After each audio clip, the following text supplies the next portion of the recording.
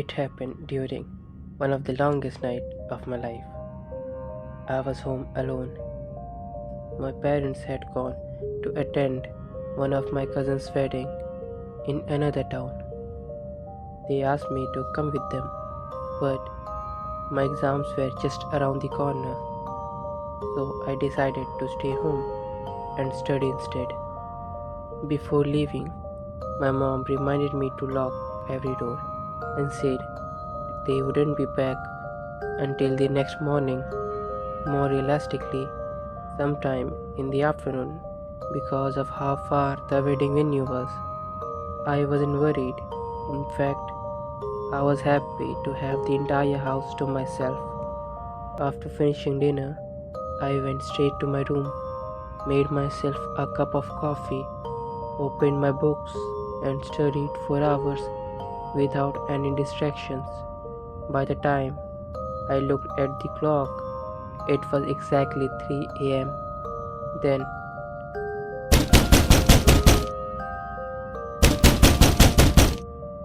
someone was knocking on the front door. At first, I ignored it, assuming I had imagined the sound after studying for so long. But then I heard a familiar voice. Open the door, sweetheart. It was my mother's voice. Half asleep and mentally exhausted, I stood up without thinking much and started walking toward the entrance. Then something stopped me, a strange feeling, a feeling so heavy that every step suddenly became difficult. I remembered what my parents had told me before leaving. They were not supposed to return until tomorrow. Even if they had left the wedding early, it would still take them at least the afternoon to get back.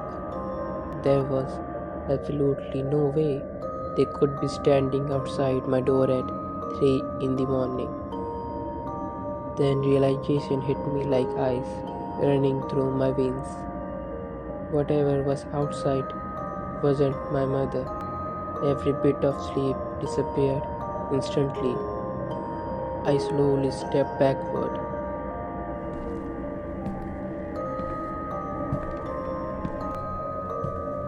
making sure the floor didn't creak beneath my feet. The knocking continued. I quietly returned to my room and grabbed my phone, my hands trembling so badly I almost dropped it. I called my dad. No connection. Again, nothing. I didn't know what to do.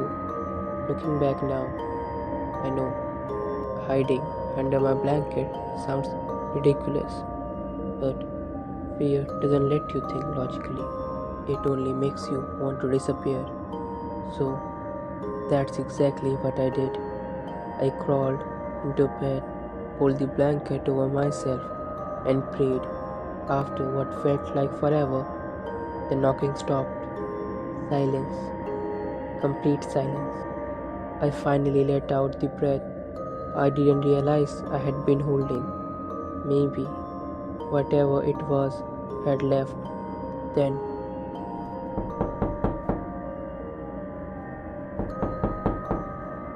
it started again. But this time, it wasn't my mom's voice. It was my dad's. Son, open the door. For a moment, hope returned.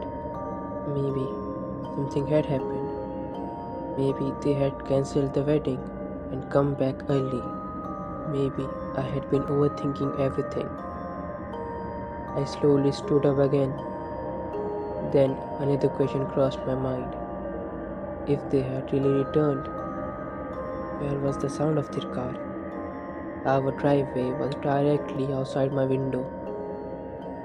There was no way I wouldn't have heard them arrive. That single thought saved my life. Curiosity got the better of me. I slowly moved toward the window and carefully peeked outside. What I saw still haunts me. Standing in front of my front door was a woman, He was calling my name, using my father's voice. For a second, my brain refused to understand what I was looking at. The darkness hid most of her body, only her eyes were visible. I wish I had never looked into them. They were bulking so far out of their sockets that they looked ready to fall.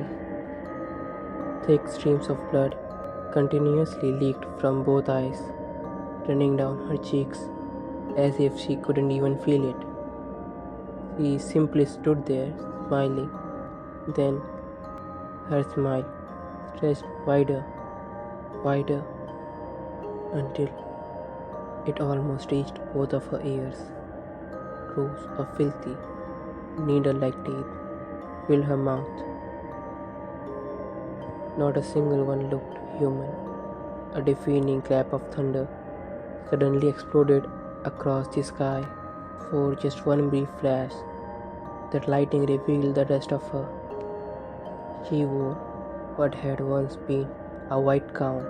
Now it was soaked crimson from the blood flowing down her face. Half of her hair was missing. Her skin looked pale enough to belong to a corpse. And the worst part, her feet weren't touching the ground. She was floating several inches above it. She wasn't human. She never was. Suddenly, she turned her head toward my window. I immediately pulled myself back before she could see me. I collapsed onto the floor. Both hands covered my mouth as I fought to keep every breath silent. I crossed my legs tightly against my chest, terrified even the smallest movement would make a sound. My body refused to move. It felt like fear had frozen every muscle I had.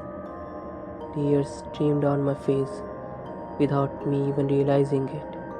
At that moment, there was nothing else I could do. Nothing except cry and pray that morning would come. For what felt like hours, I could hear slow footsteps circling the outside of the house. Back and forth, back and forth, back and forth. Every sound made my heart pound harder until it felt ready to burst through my chest. Then a car horn echoed outside. It was my neighbor, Max. He had just returned home from his late night shift. For the first time that night, I felt hope. I wanted to scream for help. I opened my mouth, but nothing came out. Fear had stolen my voice. I tried again, still nothing. Then an idea struck me. Using every bit of strength I had left, I grabbed a heavy metal jar sitting beside my bed and hurled it toward the window.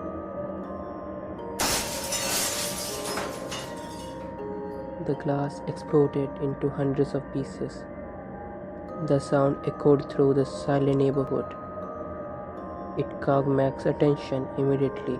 I heard him running toward my house while shouting, "Hey, what happened?" As soon as he got close enough, my voice finally returned, "Help! Help!" Without hesitation, Max forced the front door open and rushed inside. The moment I saw another human being, every ounce of strength left my body as he kept asking what had happened. Everything went black. When I opened my eyes again, it was already morning. I was lying on the couch inside Max's house. He asked me what had happened the previous night. I told him everything, every single detail. He listened quietly before shaking his head. "It was probably just a robber," he said. "The darkness must have made you imagine the rest. Maybe he was wearing some kind of a scary mask. I didn't argue because I knew I hadn't imagined it. When my parents finally returned later that day, Max explained everything to them. They believed the same thing: stress, lack of sleep, an overactive imagination. I never tried to convince them otherwise because I know what I saw. Whether anyone believes me doesn't matter. What matters is that I survived. Nothing like that has ever happened to me again. But even after all these years, I still remember that night. The night that changed something inside of me forever.